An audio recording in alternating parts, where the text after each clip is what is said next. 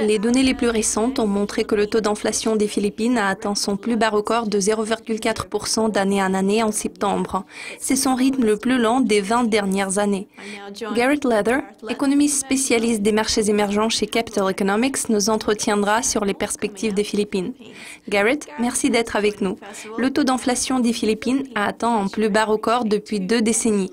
Vous attendiez-vous à un tel résultat? Qu'est-ce que cela signifie en termes de baisse des taux d'intérêt?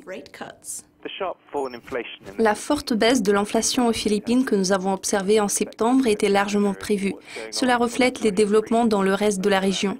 Certains analystes estiment que cette situation apparaît préoccupante car cela signifie que l'économie de la région se ralentit et qu'il faudrait se préparer à une période de déflation prolongée. Cela témoigne clairement de ce que la forte baisse des prix du pétrole que nous avons vue au cours de cette année a eu un grand impact sur l'inflation, ce qui se reflète dans l'indice des prix à la consommation. La principale raison de la chute est le déclin prononcé des prix de l'énergie qui a entraîné la baisse des coûts de transport. Selon nous, cet impact va se dissiper d'ici la fin de l'année, donc l'inflation est censée rebondir de manière très brusque. En ce qui concerne les conséquences en matière de la politique monétaire, la Banque centrale pourrait réduire les taux d'intérêt si elle le voulait. Un certain nombre de banques centrales de la région l'ont déjà fait, mais je pense qu'elles sont loin d'ignorer que cette période de très faible inflation que nous traversons à l'heure actuelle ne serait que temporaire. Voilà pourquoi je ne pense pas que la Banque centrale réduise les taux d'intérêt en réponse à un glissement de courte durée. Plus tôt dans la semaine, nous avons vu la Banque mondiale abaisser ses prévisions de croissance à l'égard des Philippines pour 2015 de 6,5 à 5,8%. Quelles ont été les principales raisons de cette baisse?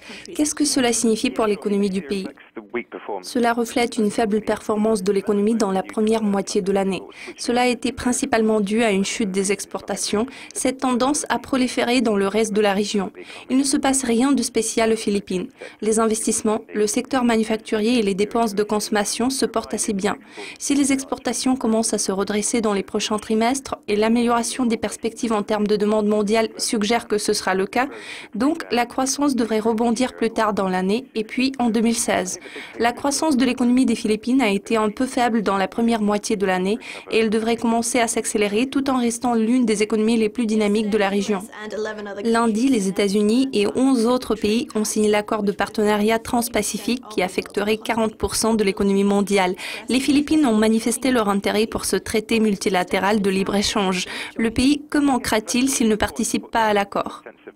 Cet accord sera bénéfique même pour les pays qui n'y participent pas. Cependant, dans ce cas-là, il n'y aura pas de coup de pouce à court terme. Tout d'abord, cet accord doit être adopté par le Congrès américain et il n'est pas encore clair ce qu'il fera. En outre, il faudra beaucoup de temps pour mettre en œuvre certaines dispositions de l'accord. Donc, il ne faudrait pas s'attendre à un impact bénéfique immédiat. À plus long terme, ce partenariat pourrait donner un coup de pouce majeur au commerce mondial, surtout depuis l'interdiction du commerce il y a 20 ans. Not so much a game changer, but quite a big boost, arguably the biggest boost to global trade that we've seen since the Uruguay trade round 20 years ago. Si les Philippines sont dans l'incapacité d'en profiter, le pays sera privé d'accès à plusieurs possibilités. C'est le plus grand marché du monde en ce moment, notamment les États-Unis et le Japon, qui est toujours la troisième plus grande économie du monde. Un autre domaine d'intérêt est que l'accord va au-delà des réductions tarifaires normales. L'accord comprend le respect des droits de propriété intellectuelle, l'utilisation des marchés publics, etc. Donc, cela devrait stimuler la mise en œuvre de nouvelles réformes, y compris aux Philippines. Vous avez suivi les propos de Garrett Leather de Capital Economics. Restez à l'affût de notre toute dernière mise à jour sur Dukascopy TV pour prendre le pouls de l'économie mondiale. Merci de votre attention. Restez branchés.